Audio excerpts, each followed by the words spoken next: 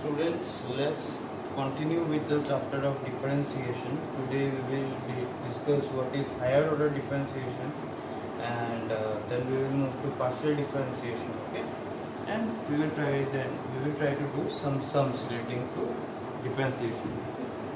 So what is a higher order differentiation? Suppose you are given this function y equals to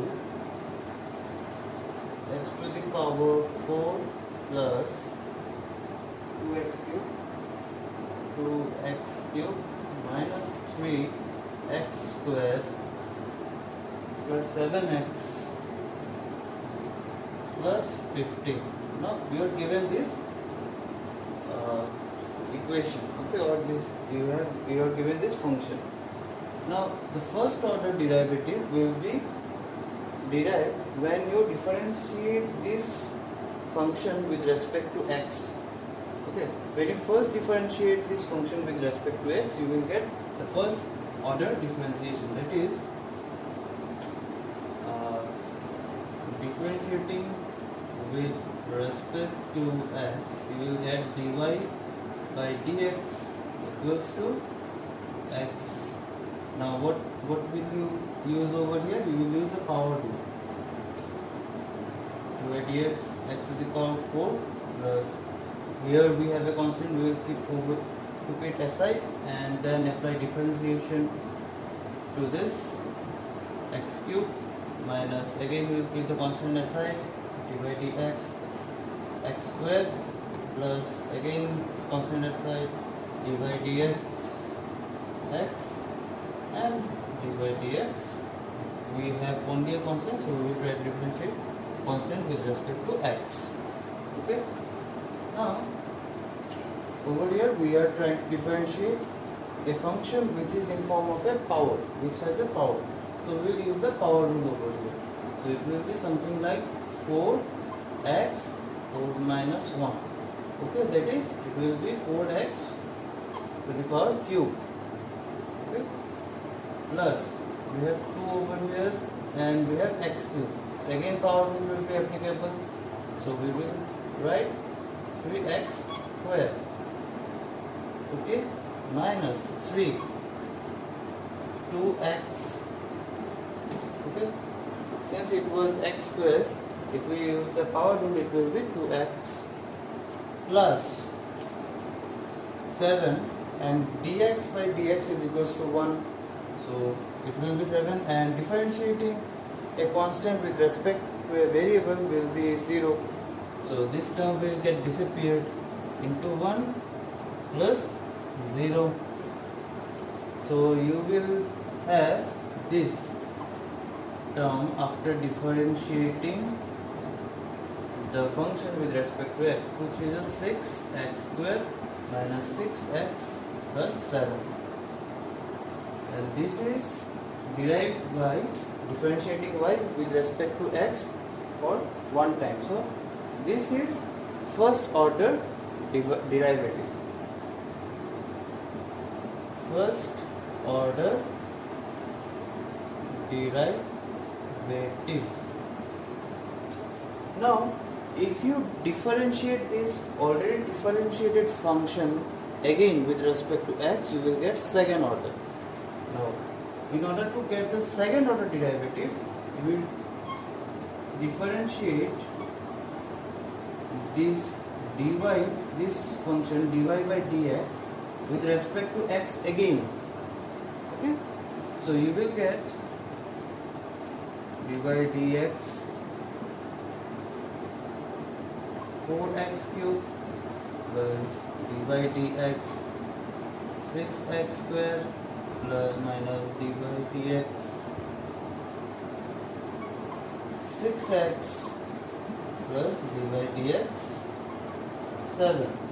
So what we are doing over here, we are differentiating the already differentiated function with respect to x again.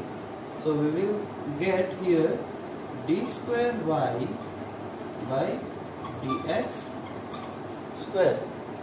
Okay, 2 d's are there, so d square. Okay, and over here we have dx and dx twice, so dx square So this is the form of second order derivative, and I am doing it in a very shortcut manner. You please try and find out using the long method. Okay, so that will help you in practicing more. So if I use the shortcut method or direct method, I can do it in one step only. 12x minus 6. So this will be your second order derivative. Okay, and subsequently if you differentiate this already differentiated function again with respect to x, you will get what is known as the third order derivative. This will look something like this. This is the second order.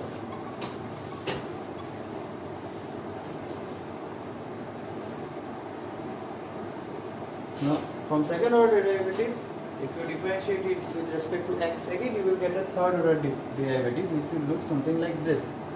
And if you differentiate this function again with respect to x, it will look something like 24x plus 12. Okay, then again if you differentiate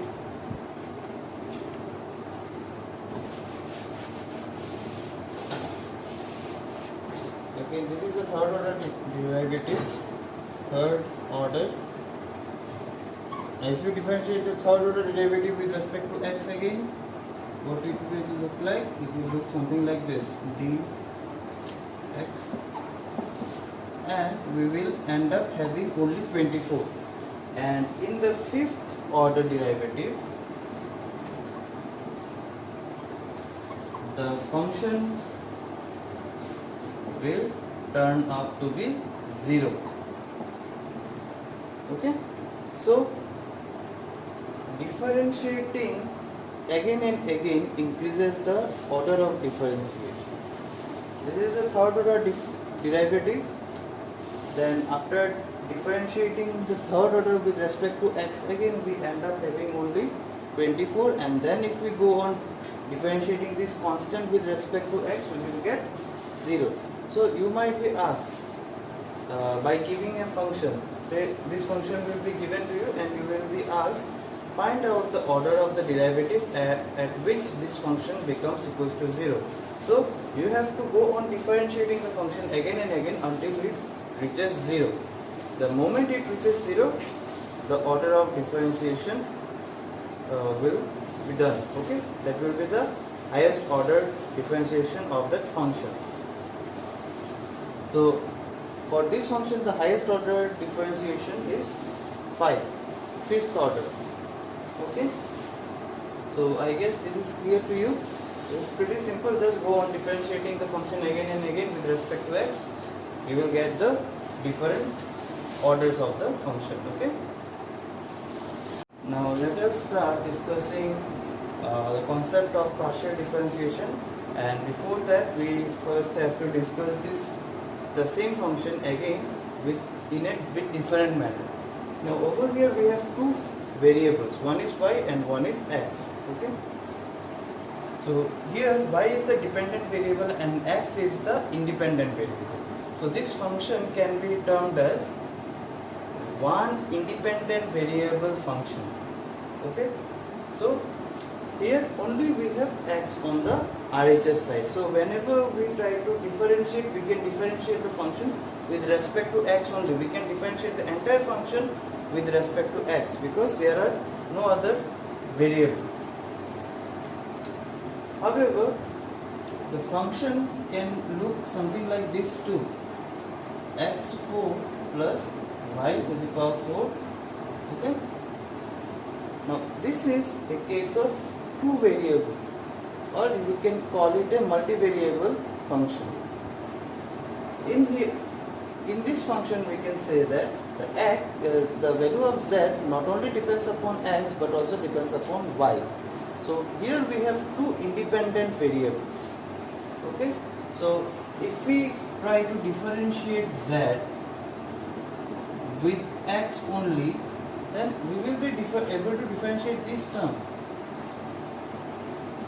However, this term won't be differentiated, because while differentiating with respect to x, we don't have x over here, we have a y, so we won't be able to differentiate the second term.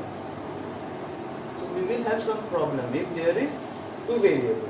So in order to deal with such problems, we have to resort to partial differentiation, means partially differentiating a function.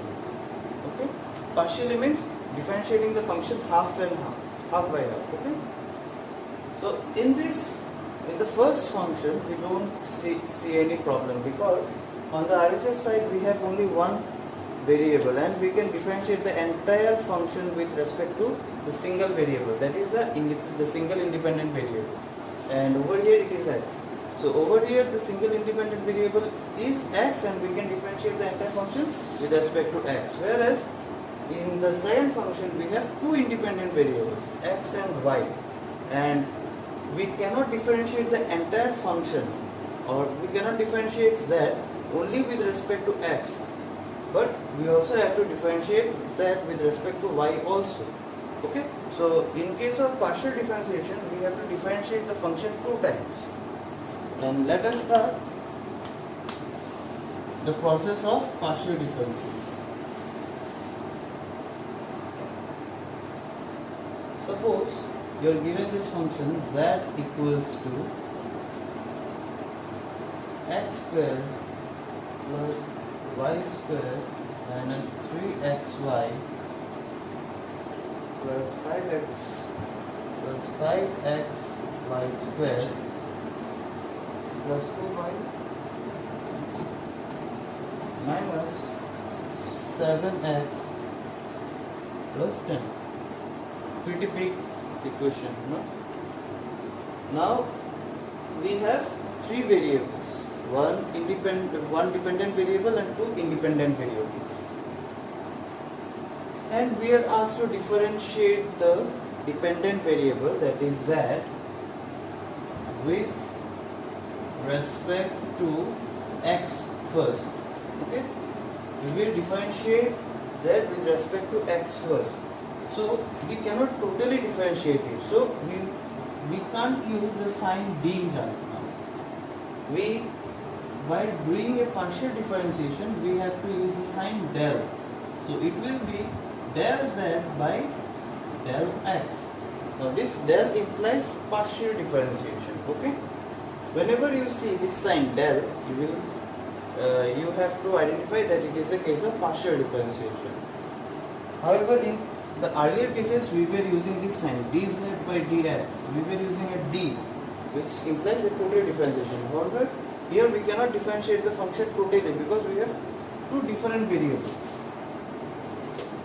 So first comes the sign. So this will be the sign of the differentiation, and this sign will imply partial differentiation of z with respect to x. Now let us start differentiating. Now the first term will easily get differentiated, and we will write d by dx and x square. Okay, then plus. Now you have to keep in mind that while differentiating z, you will be with respect to x, you will be able to differentiate the term associated with x only, and all other terms except x will be termed as a constant. So only while differentiating z with respect to x, only the x is a variable, and rest all other terms, y, then n, a number, then any other letters will be termed as a constant. So over here we have x, so x has been treated as a variable. Okay, then we have a term y, and what I have said, except x, all other terms will be considered as a constant. Now this term, this y term will be considered as a constant. Okay, sorry, this will be del, I'm making a mistake, this will be del. Okay,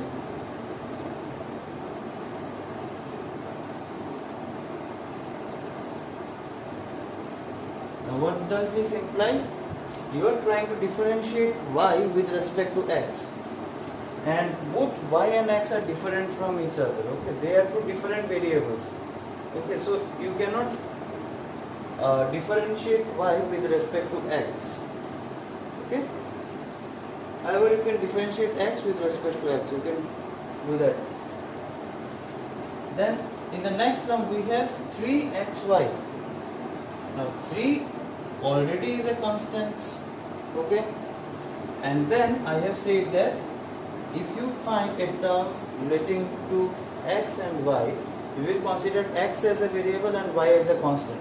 So by differentiating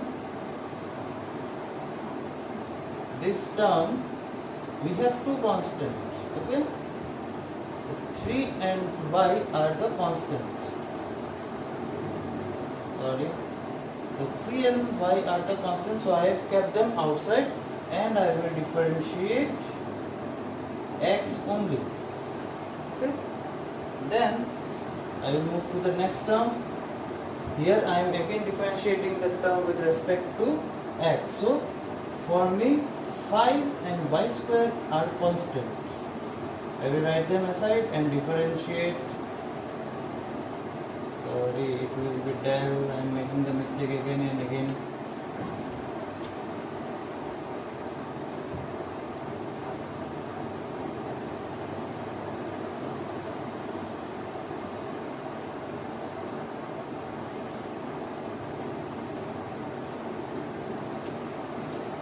So this will again be x. Then I will move to this term.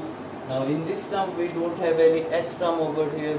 We have a constant and a y, and both the term will be considered as a constant. 2y. And then we have another term 7x. Now among the 7x, 7 will be considered as a constant, and we will differentiate x with respect to x, and lastly we will try to differentiate a constant with respect to x, which will be 0.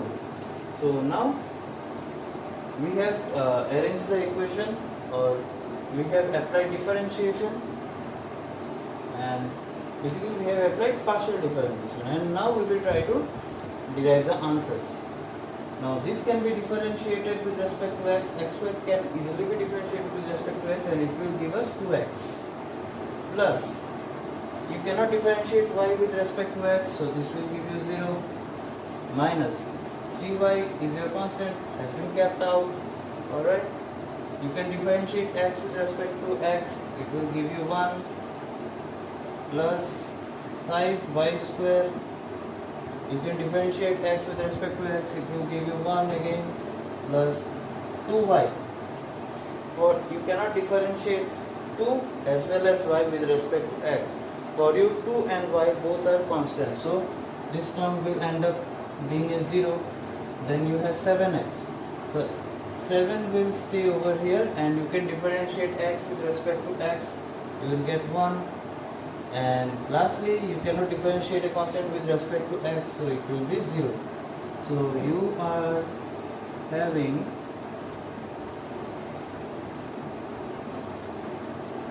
this as your answer. This is the equation that you derived, or this is the answer that you derive after differentiating z with respect to x only. Okay? This is del z by del x. Similarly, you have to find out del z by del y.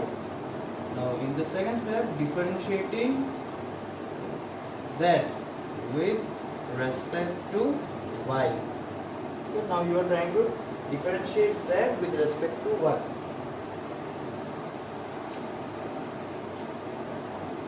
So what we will do, we will repeat the same process again, but now with respect to y.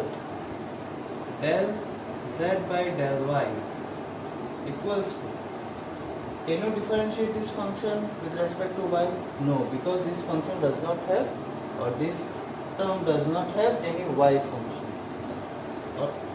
This term does not have any y term. Okay. So however we will write it in this way now. Okay. Then the next term can easily be differentiated with y. In the next term we have 3xy. Now in this case you are differentiating this term with respect to y.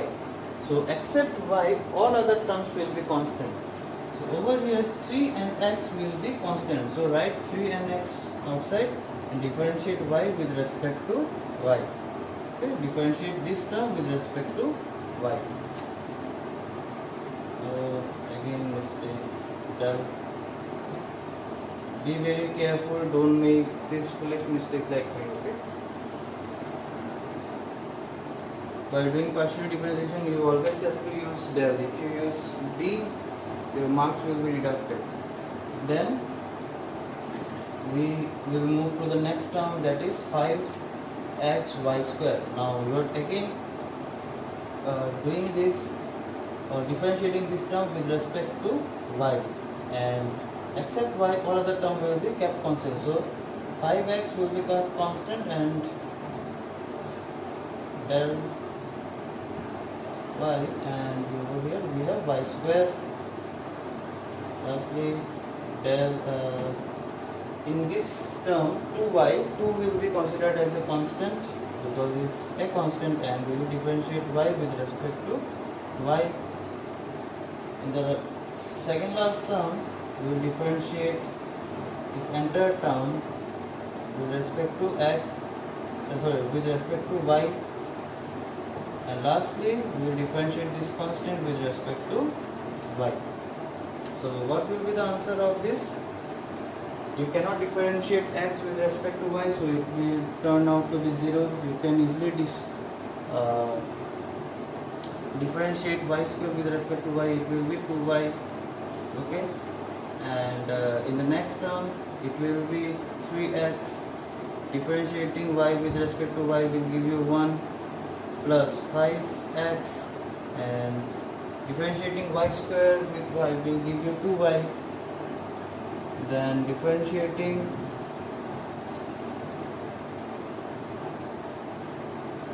this constant will stay over here, and you will differentiate y with respect to y, you will get 1.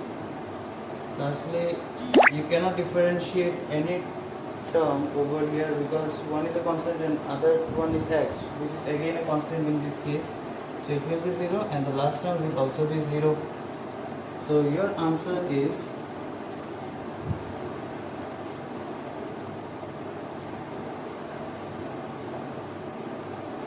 2 into 5, it is 10xy 1. So this will be your answer. Okay, if you differentiate z with respect to y only. Okay, so I guess this is clear to you. Just keep in mind that while differentiating the z function with respect to x only, you will consider x as a variable only. Okay, and rest all other terms will be considered as a constant. So whatever treatment you do for a constant, it will be applicable for y or for any other alphabet that is present in the function. Okay, if you are differentiating it with respect to x.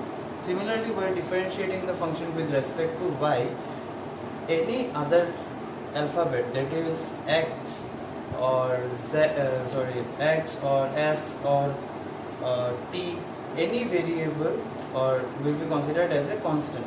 Okay, when you are differentiating the function with respect to y. Okay, so this is the process of doing the partial differentiation, and now we will try to do some practical sums, okay, relating to this, the concept of differentiation and the concept of partial differentiation. Now we will quickly do some practical application of differentiation and partial differentiation.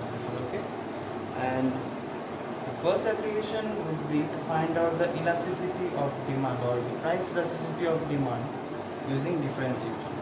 So In your HS level, what you did was bit preliminary or basic. Okay, you used this formula for finding out elasticity of price or price elasticity of demand. The formula was del Q by del P into P naught by Q naught. Okay, so this was your formula, and this part shows change in quantity due to change in price. Well, del Q divided by del P implies change in quantity due to change in price. The same formula now will be written in a bit different manner using differentiation, and the format will be dq by dp into p by q. So here dq by dp implies the same meaning that del q by del p implied. Okay, so over here we have change in quantity due to change in price into base price divided by base quantity. So given this formula, you are asked, say a question has been given that your demand function is given something like this: Q equals to minus 2 plus 0.8p minus 2 plus 0.8p, and you are asked to find out price elasticity at p equals to 5. So this is your question. You are given the demand function and you are given the price at which you have to find out the elasticity of demand. So for using this formula, you need two things. One is the price and one is the quantity. Okay, first you need these two terms. So you have the price here, p equals to 5. It is already supplied to you in the question, and by using this price you can find out q.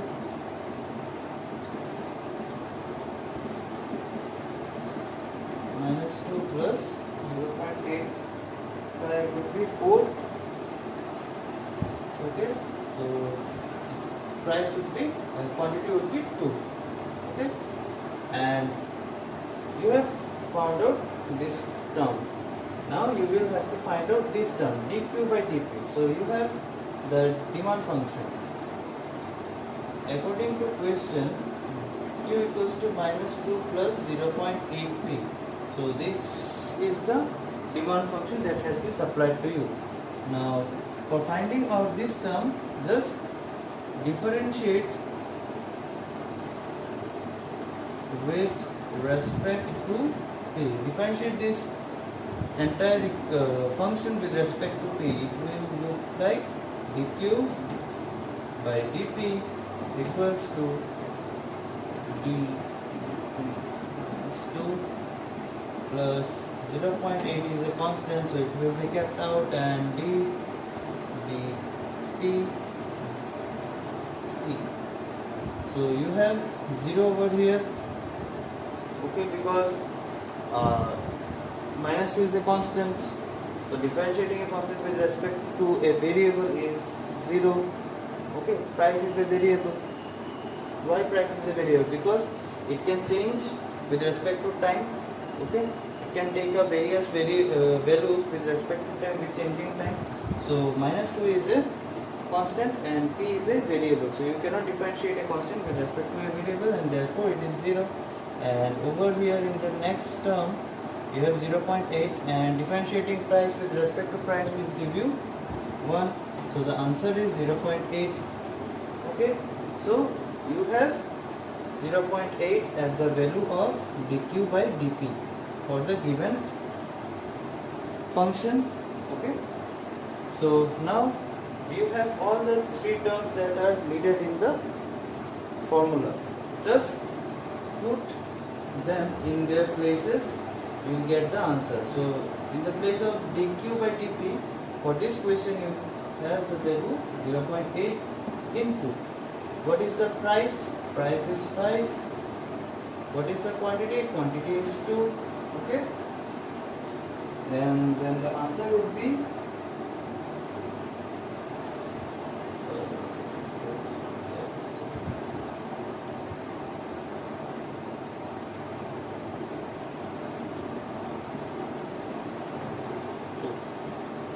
elasticity would be 2, and here as the elasticity is greater than 1, that means the demand is elastic. Okay, so in the last line you have to mention whether the demand is elastic or inelastic or limited elastic depending upon the value of the elasticity. Okay, so this was one sum relating to the practical application of elasticity. Okay, now let us do a sum relating to partial differentiation. Okay, suppose you have given a production function, given production function as this. Your output is dependent upon this function 3kl square plus 4k square l plus 2l plus 2k. Okay, so given this production function, it is said that your output is dependent upon two inputs, one is capital and one is labor. Okay, and you are asked to find marginal productivity of labor and marginal productivity of capital. Okay, at L equals to 2 and K equals to 3. So you are asked to find out the slope coefficient of the production function. Okay, so we know that for producing this output we need to use two units, and both the we need to use two inputs, and both the inputs are contributing to the production of the output. Now to find out how much a single input is contributing, we have the term marginal productivity. Okay, what does the marginal productivity term means? It means how much a input is able to contribute into the output. Okay, how much the additional input is able to contribute to the output. And whenever we talk about any marginal stuff, it always implies the slope of a function. Just remember, while doing the diagram of PPC, the slope of PPC is given by the marginal opportunity cost. Okay, then while doing the diagram of indifference curve, the slope of the curve used to give us, it was given by marginal rate of substitution between x and y. Okay, then again in case of isocont also we had marginal rate of technical substitution.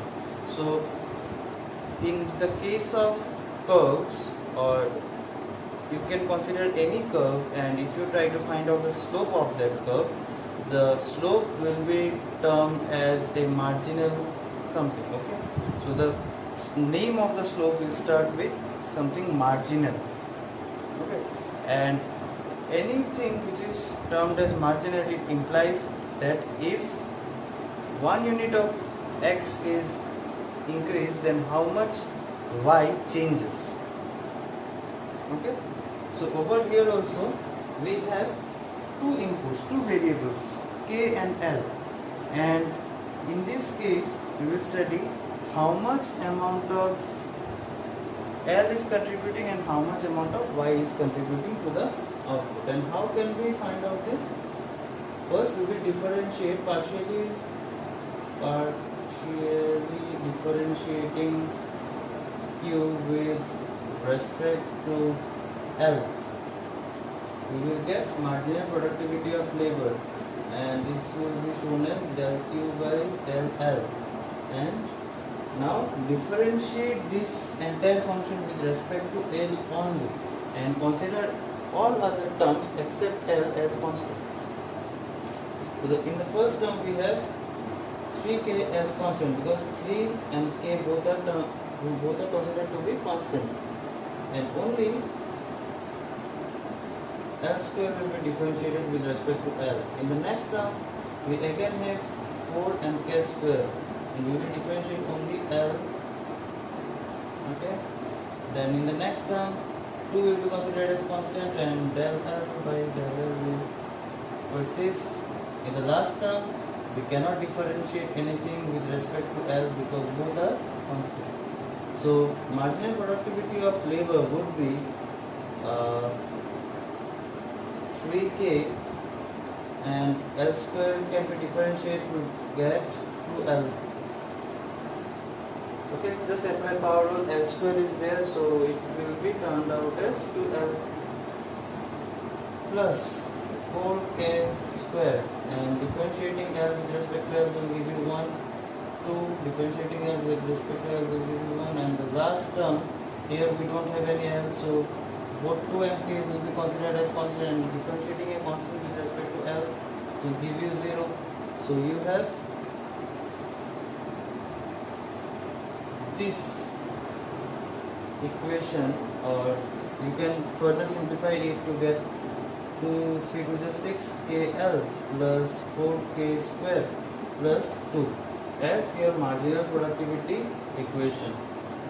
So this is the equation for marginal productivity of labor, and just substitute the value of labor and capital given in the question. What is the value of labor and capital? Capital equals to 3, labor equals to 2.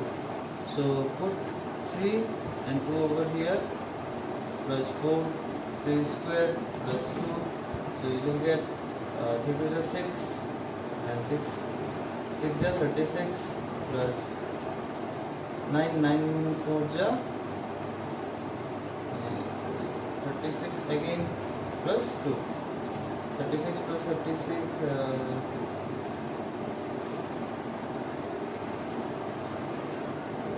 72 plus 74. So the marginal productivity of labor is 74. That means if 1 unit of labor is used, the output increases by or changes by 74 units.